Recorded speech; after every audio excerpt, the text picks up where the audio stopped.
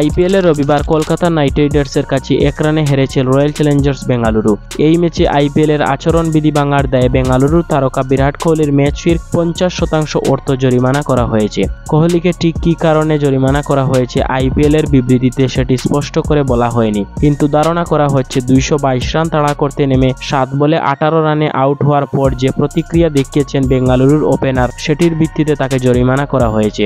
বেঙ্গালুরুর ইনিংসে তৃতীয় ওভারে কলকাতার পেসার হর্ষিত রানার বলে বোলারকেই ক্যাচ দিয়ে আউট হন কোহলি। ফুলটস সেই ডেলিভারিটি ছিল কিনা সেটি নিয়ে চলছে তর্ক বিতর্ক। কোহলি সেই ডেলিভারিটি ক্রিজের বেশ বাইরে থেকে খেলছেন। স্লোয়ার তাকায় বোঝা যাচ্ছিল বলটা বেশ উঁচু, ফুলটস হলেও নিচে নামবে, যদিও বলটি ব্যাটে খেলার সময় তা কোহলির কোমরের চেয়ে বেশি উচ্চতায় ছিল।